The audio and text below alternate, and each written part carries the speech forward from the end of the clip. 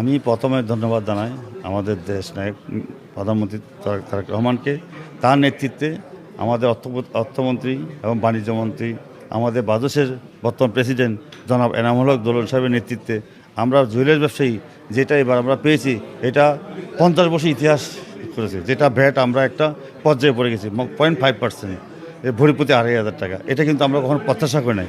এটা আমি আমার প্রেসিডেন্টকে ধন্যবাদ জানাই। ওনার নেতৃত্বে আমাদের বাণিজ্যমন্ত্রী থেকে সেটা আদায় করে নিয়েছে এবং পাশাপাশি উৎস কর এবং ইনকাম ট্যাক্স সব কিছু মিলে বাজুস একটা ভালো মাইলফলক পেয়েছে। পাশাপাশি আমদানিতে কিন্তু একটা আমরা ভালো পেয়েছি। জানেন আপনারা, আমরা ব্যাগেজ তুলে আনতে হবে না আমাদেরকে, গভর্নমেন্ট আমাদের লাইসেন্স দিচ্ছে 10 কেজি স্বর্ণ আমরা আনতে পারবো। তারই আলোকে আমাদের প্রেসিডেন্ট নিরসভাবে কাজ করছে, তার সাথে আমাদের টিম আছে, সকলেই অনেক পরিশ্রম করে আমাদেরকে ব্যবসায়ী থেকে, জুয়েলারি ব্যবসায়ী থেকে একটা মাইলফলক দেওয়ার জন্য আমাদের প্রেসিডেন্ট অনেক চেষ্টা করছে। এই জন্য আমি প্রেসিডেন্টকে আমার পক্ষ থেকে এবং বাদু চট্টগ্রামের পক্ষ থেকে ধন্যবাদ জানাচ্ছি এবং আপনাদের এটিএন বাংলাকে আমি ধন্যবাদ জানাচ্ছি। আসলে আমাদের যে প্রত্যাশা ছিল, আমাদের চট্টগ্রামের কৃতি সন্তান, জননন্দিত অত্যন্ত বিচক্ষণ নেতৃত্ব বাংলাদেশের আমির খসরু মাহমুদ চৌধুরী সুন্দর একটা বাজেট উপস্থাপন করেছেন, যেখানে মাদকের দাম বাড়িয়ে দিয়েছেন। আমরা ওনাদেরকে সাধুবাদ জানাই। আমাদের একটা দাবি ছিল যে স্বর্ণ ব্যবসায়ীদের, বর্তমান স্বর্ণ ব্যবসায়ীদের অত্যন্ত করুণ অবস্থা চলছে। আপনারা জানেন স্বর্ণের দাম দিন দিন বৃদ্ধি পাচ্ছে। ব্যবসায়ীদের ব্যবসা যে অনুকূল পরিবেশ, ওটা বিঘ্নিত হচ্ছে।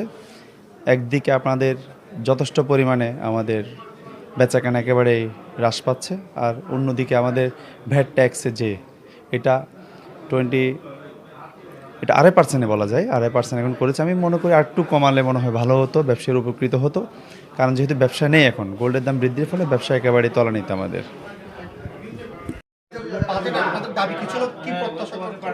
ধন্যবাদ আপনাকে এবং এনটিভির দর্শককে।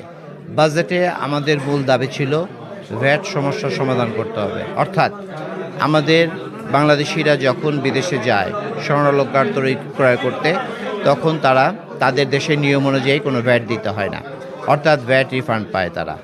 পক্ষান্তরে বাংলাদেশে যদি 1 ভরি স্বর্ণ কিনতে চান, আজকের বাজারে 10 থেকে 10,500 টাকা 1 ভরিতে ট্যাক্স দিতে হয়, 5% যেটা, যার কারণে আমরা হাজার হাজার কোটি টাকার কাস্টমার থেকে বঞ্চিত হয়েছি এতদিন।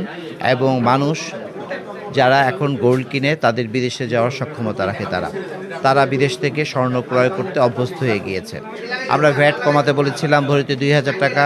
সরকার প্রতি ভরিতে ফিক্সড ভ্যাট 2,000 টাকার পরিবর্তে 2,500 টাকা করেছে। আমরা খুশি, আমরা আনন্দিত। এই টাকা কাস্টমারদের থেকে আদায় করা যাবে, আদায় করে শতভাগ আমরা সরকারি কোষাগারে জমা দেব। আমরা বলেছি টার্নওভার ট্যাক্স, যেটা বছরে যদি আমরা 1 কোটি টাকা আমরা টার্নওভার করতাম, স্ট্রেট আমাদের 1 লাখ টাকা টার্নওভার ট্যাক্স দিতে হতো। সেই টার্নওভার ট্যাক্সটা তারা শূন্য করে দিয়েছে, অর্থাৎ আমাদের কোনো টার্নওভার যাই হোক না কেন আমাদের কোনো টার্নওভার ট্যাক্স দিতে হবে না।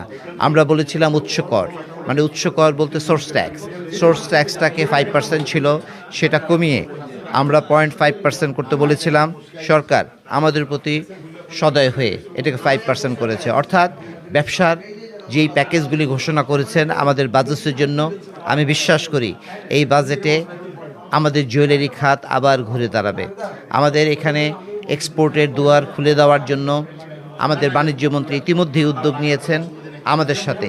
তিনি একাধিক বৈঠক করেছেন, তার এবং তার সচিব, এবং একটি যুগোপযোগী স্বর্ণনীতিমালা, এক্সপোর্টের জন্য একটা নীতিমালা, ইম্পোর্টের জন্য একটা নীতিমালা তৈরির জন্য তিনি ইতিমধ্যে উদ্যোগ গ্রহণ করেছেন। আশা করি খুব দ্রুত এই নীতিমালাটা পাশ হলে আমরা সহজভাবে বৈধ উপায়ে আমরা স্বর্ণ আমদানি করতে পারবো, এবং আমদানি লাইসেন্স কিছু সংখ্যক মানুষের হাতে সীমাবদ্ধ না থেকে যে কোনো বাজুস সদস্য লাইসেন্স নিতে পারবেন গোল্ড আমদানি রপ্তানির জন্য। এবং এই সমস্ত প্যাকেজগুলি যখন বাস্তবায়ন হবে, আশা করি 2030 সনের মধ্যে আমরা আমাদের এই দেশের স্বর্ণালংকার বিদেশে আমরা রপ্তানি করার জন্য সক্ষমতা অর্জন করব। সাথে সাথে সরকারকে আমরা বহুগুণ ভ্যাট বৃদ্ধির মাধ্যমে, ট্যাক্স বৃদ্ধির মাধ্যমে সরকারি কোষাগারকে আমরা সমৃদ্ধ করতে আমরা সচেষ্ট হব ইনশাআল্লাহ।